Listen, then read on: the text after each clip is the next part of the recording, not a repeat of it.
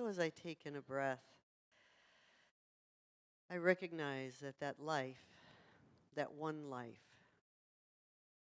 rushes in to me, meeting me wherever I am. And that recognizing that within me is that life. It is living me, activating everything. It is supporting, it is the source of all creation, supporting everything it creates. And I know that there is a love, a givingness, as it is taking from itself, of itself, to create everything that is. And its nature is eternal, powerful, knowing, and that it is responsive. And because it is all there is, I know that that is what I am made of, what expresses through me, for there is nothing else. And because that is my truth, I know that that is the truth of all people, all things, all life. All life is happening. And in my life, I know that as I move and have my being, experiencing my life in every way, in every shape, in every form, in every experience, that there are times where I may stumble, but like a child, the next step is more grounded and balanced. And so I know and I accept this process of growth and becoming more. And so I welcome those times of frustration, knowing that they are not failures or errors, for that is the divine imperfection. For without that moment that may not look perfect, that I am in perfection, in this process of in-breath and out-breath, of becoming more, gaining more wisdom, more love, more balance, more freedom. And so I know because this truth is happening for all, I know that every life is filled with this goodness, and that no matter what is happening, it is perfect already. And so I open myself and I accept every form and every experience, knowing that Spirit is there and that all is well. And as I open and accept, I experience the good. I experience all. And so I know that in this, that all those who are struggling or stumbling, that good is there with them as well. I'm so grateful for this truth, knowing that all is held in this balance and that it is all good. And so I release this joyfully with great gratitude back into that law of spirit that brings it into being. And knowing that it is already done, I simply claim it, and so it is.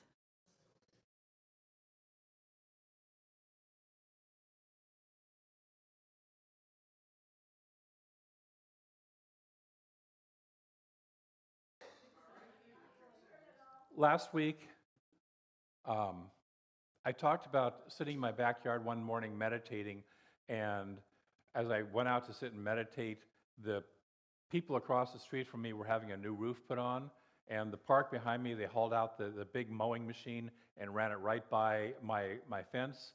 And so I'm sitting there trying to meditate as all this cacophony is going on, right?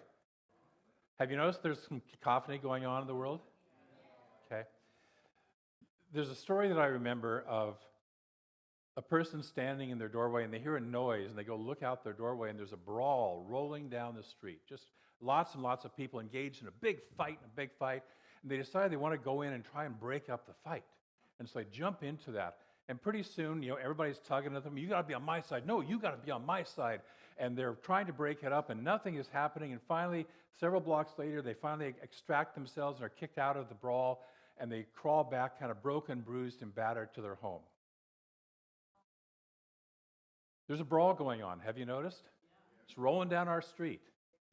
Our work is to stay home, not as a place of avoidance, not as a place of, oh, I don't want to look at it, la, la, la, la, la, but as a place of sitting in a consciousness of love, of wholeness, that is so powerful and attractive that people want to come out of that brawl because they're tired of it. We're all tired of the brawl, yes? And this brawl, by the way, this is just the current brawl, right? Brawls have been going, we celebrate Bastille Day today. Well, the English call it Bastille Day, the French call it French National Day. Over 200 people got killed that day. That's a brawl. So we've been doing this for hundreds of years, if not thousands of years. And so what we're calling ourselves to is something higher than that, something better than that.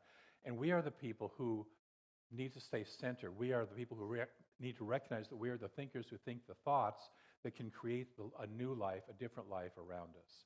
So I invite you to stay in that home space, that heart space, that spirit space, as all this goes on around you, and not get sucked into the brawl. Because there's no right way to be in a brawl. I learned years ago you can't have a rational conversation with an insane person. And when we're in a brawl, we're insane. So I invite you to just be that place that says, no, I'm not going there on either side. Because in God, there are no sides. In an infinite oneness, there are no sides. And so to remember that place and to be in that place and to live from that place. That's my invitation.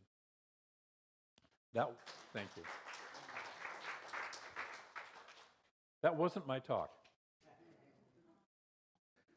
Sorry, you think we're done, but we're not. This week we're talking about the beauty of imperfection. And in his book, Creating a World That Works for All, Sharif Abdullah, who is actually just down the road in Portland, wrote a story about the people of an old town, or as I like to say it because of how he spelled it, an oldie townie. It has little E's on the end of it. And they realized they must cut a path to a new town. And so immediately upon that realization, some residents jump up and start hacking their way through the brush on the path to the new town, to create a path to the new town. They start hacking through the underbrush. It's slow, it's tedious, it's dangerous, and mainly because their cutting blades are old, they're dull, they're rusted, and some are even broken. And when it's suggested to these people that they take some time to repair and sharpen their blades, their swords, they reply, what good would that do? It's too urgent to take time to sharpen our swords. And some even ask, what swords? They're just doing it by hand. In another part of the town, another group of people is sharpening their swords and sharpening their swords and sharpening their swords, preparing to engage in the journey. And each edge is finely honed, but they keep on sharpening and sharpening. And every day they're at their wheels, grinding away, refining their blades further and further and further. And when somebody makes a suggestion to them that they actually use their swords, these wonderfully new, bright, sharp swords, to cut the path to the new town, they reply, we're not ready yet. Our swords aren't sharp enough yet. The sword in this story represents our heart. The sword in the story represents the heart. The sword sharpeners are the people who read every self-help book, take every workshop, retreat, and they're stuck in preparing as an avoidance for doing what needs to be done. They're wanting to be perfect before they begin. Anybody know anybody like that? I got to have all my ducks in a row. I got to be all perfect before I set off. The right circumstances need to be happening. The stars need to be in alignment. My numbers need to be in alignment. All that stuff. Those hacking the path are people, and in this story that he talks about, are people like the activists and environmentalists or such that are attacking the existing status and often fighting from anger and self-righteousness using the same tools that created the first status in the first place. And should they succeed in getting to the new town, it will look a lot like the old town because they still carry the same consciousness of the old town. I think the Who summarized it best when they said, meet the new boss, same as the old boss. And when they also, in that same song, said, the party on the left is now partying on the right. There's the old story of the man sitting outside of a walled city in ancient times, and somebody comes up to him and says, what kind of people live here? And he asks the person, what kind of people lived in the town where you used to live? And depending on what they said, what kind of people they were, he said, you'll find the same people here. Because wherever I go, there I am.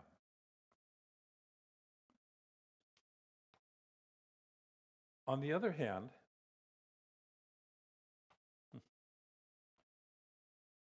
excuse me, I lost my place there. Often we are so focused on being perfect that we don't engage in what needs to be done, either waiting until we become perfect by whatever standards we have created in our minds, or until we find the perfect leader to guide us and to tell us what to do. And again, we see this playing out in the world right now. But it's also playing out within each of us, because the outer reflects the inner. The reason we have what we have out here is because there's a big enough consciousness of that within us. Breathe. So one way to look at this is an invitation to stop striving for an unattainable level of perfection. And as we said last week, perfection simply means things are the way that I think they should be. Yes? Your perfection, my perfection, the way that we think things should be. Should. Which closes us off from the possibilities of the way it could be. And instead of moving towards better process is to move towards better, not perfect, better, rather than running off with closed hearts and closed minds, unwittingly creating the very thing that we're trying to leave behind. And when we do that, we end up in the same job, the same relationship, the same financial issues, the same everything repeatedly, because we don't take some time to sharpen our hearts and our minds. Albert Einstein, and this is, by the way, the actual quote. There's various versions of this, but what he actually said was, a new type of thinking is essential if humankind is to survive and move to higher levels. A new type of thinking. There's a reason, by the way, this movement is called New Thought. It's an invitation to a new thinking, a new way of thinking. There's another aspect to the story that of the people moving from the oldie town to the new town to explore, and that is the journey itself. And this journey is what I call a liminal journey. And liminal, the word liminal comes from the Latin limen, which was the threshold step that you crossed to enter or leave a house. It was the step that was there, and so you would either were moving from the outside into the inside, you had to cross this, or vice versa. And it's the place in between.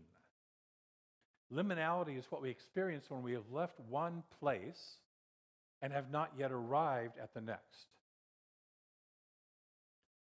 When we have left one comfortable and orderly situation, our version of whatever the oldie townie is, and have not only not arrived at the new town, but may not even know what or where the new town is. Anybody relate to that? We simply know we must leave the old town or die. By the way, we've all been on this. It was called birth. When we left the place where we were to a place that we didn't know where we're going, but we knew we needed to move. Yes? We've done that other times in our life too. The liminal space is dangerous, it's alluring, and it's very sacred. It's a place of imperfection where the previous order has collapsed and the new order has not yet emerged. Can we relate? It's dangerous because the part of us that loves order no longer knows how to be. All the ways that we used to do things to be perfect, to be good people, don't work anymore. Not necessarily all the ways, but many of them. There's a strong desire to run back to the way it used to be. Yes? Which is usually a fantasized version with a limited perspective, a time or place that was good for a few, but usually not all or even many, often with a lack of awareness of the dark side behind and underneath that way, that fantasized world. You know, I see on Facebook, I've seen posts of how wonderful it was when gas was 48 cents a gallon. And how wonderful it was when food it only cost $15, and you could buy a house for $15,000 in 1980, according to the meme I saw, which was ridiculous because housing prices, in the mean housing price, I looked this up, in 1980 was $73,000. But there's this desire to run back, to talk about how wonderful it used to be, or at least not that bad. We think back to the old marriage, the old family, and how wonderful it was. Sure, mom was an angry alcoholic and dad was running around too busy to hold a job, but there was a few moments where it was wonderful. Let's go back to that. And we forget about what that is. This process of wanting to go back, wanting to return, is illustrated in another liminal story, which is known as the Exodus. It's the story in the Torah where Moses is leading the people from the oldie townie of slavery in Egypt to the new town of the Promised Land. And people, if you read the story, are whining and complaining for a whole lot of the way, going, we were so much better off in Egypt. At least we had beds to sleep in and a cemetery, a place when we died where we were going to be buried. We're not going to rot and out here in the desert and never be seen from or heard from again. The liminal journey is not comfortable. The liminal journey, breathe, is not comfortable. But it's also alluring and exciting because there are new ways to try. Originality and creativity, instead of conformity, are the currency, are the tools of this new way of being. They're tools and currency of the journey. Accepting the reality of imperfection opens and inspires us. You and I don't have to be perfect. Nudge your neighbor. You don't have to be perfect. I don't have to be perfect. Amy makes a, quote, mistake on the song. Do we stop loving Amy? No. Reverend David has a mic drop on the way up. Do we stop loving Reverend David? No. I was worried. Accepting the reality of imperfection opens and inspires us. Approached wisely, we move from a comfortably numbing certainty, yes, I just threw some Pink Floyd in there along with The Who, to a vibrant curiosity and wonder. We increase our awareness and acceptance of what truly is. When we stop living in the comfortable numbness of the old journey, we start to say, wait, let's tear all that away, the veil of all that away, what really is. And then we can create from there. We begin to understand what the great jazz trumpeter Miles Davis said when he said, it's not the note you play that's the wrong note, it's the note you play afterward that makes it right or wrong.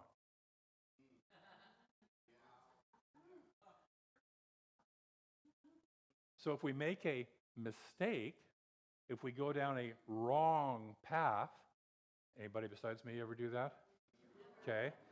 I know everybody's hand is up. What do we do next?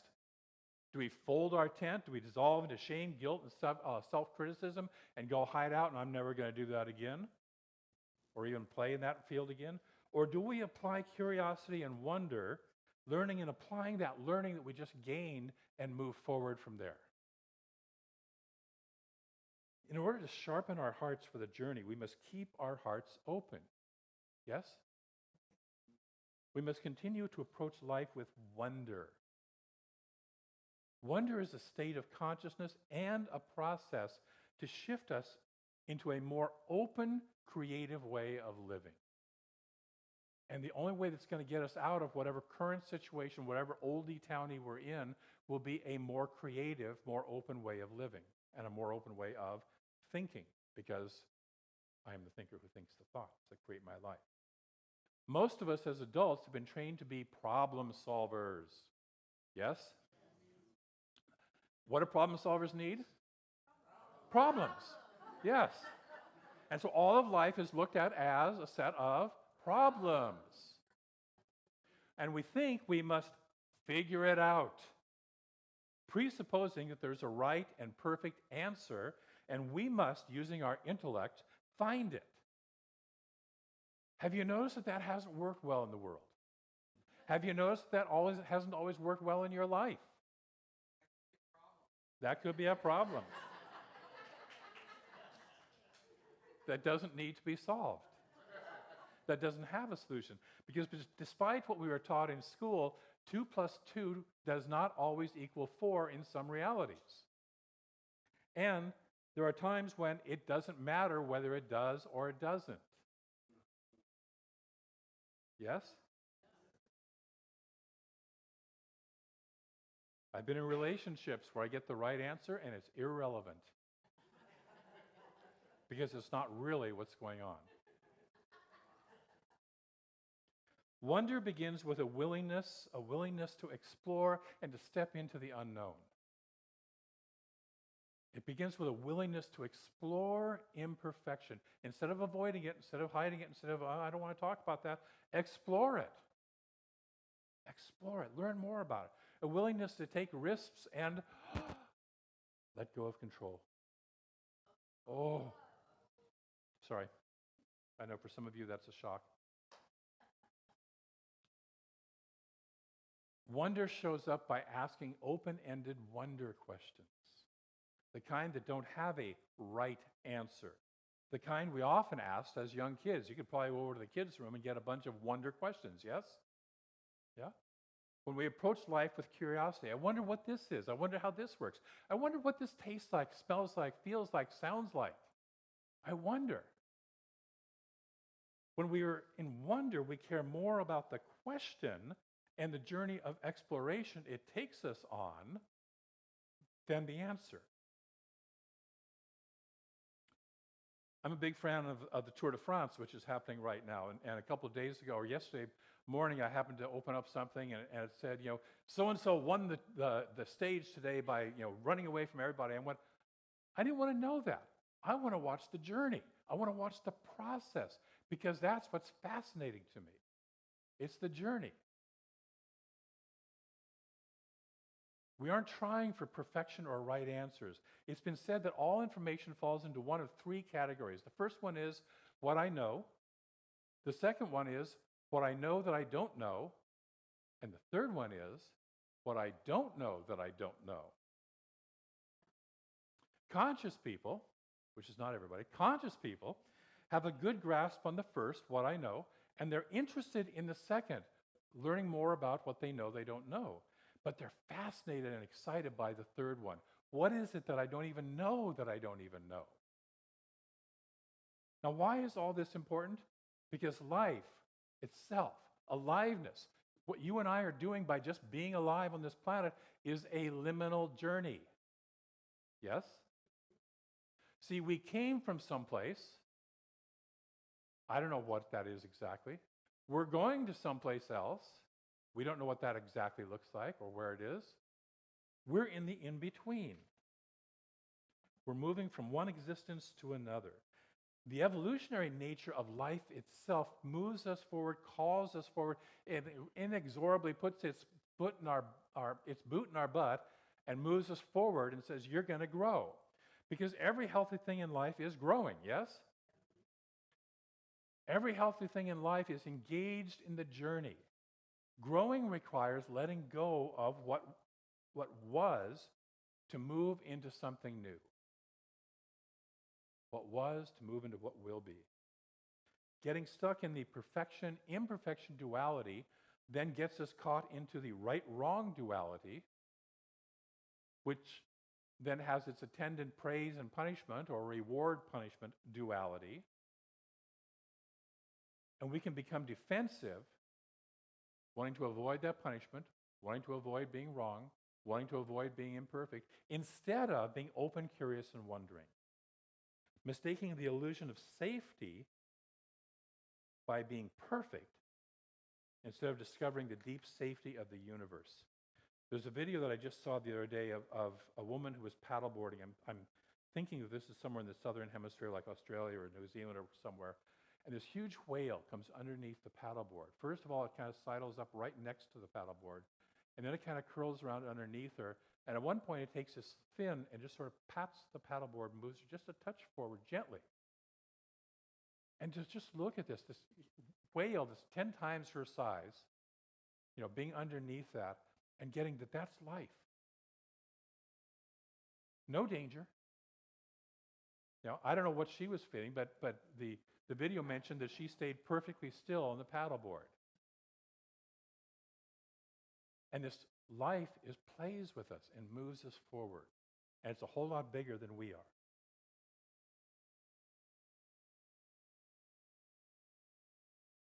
So we need to move beyond our ego's fear-based need for survival by being right and perfect.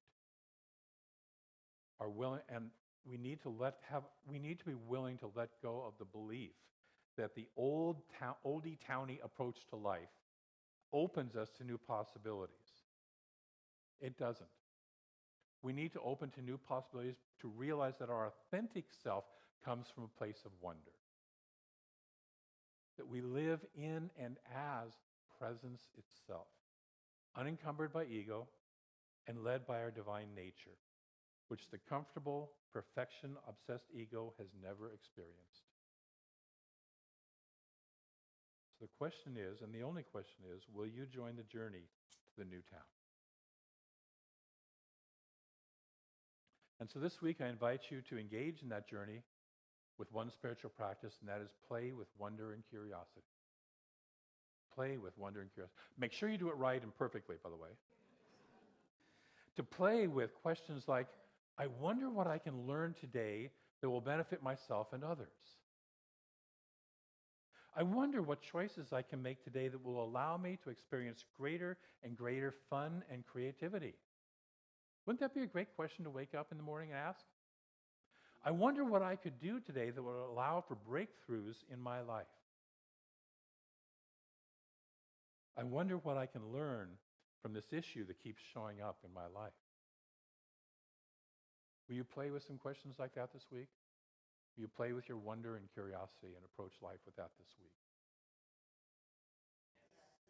Thank you. I want to close with this quote. We are on a journey that has no destination, only the experience of the journey. We can have fun or be miserable. We can be open or closed, but we all are on this journey. We have an affirmation. That quote came from a very wise philosopher that I know, who's standing in front of you. Say this with me. I embrace imperfection and live with wonder and curiosity as my superpowers. One more time. I embrace imperfection and live with wonder and curiosity as my superpowers. So it is.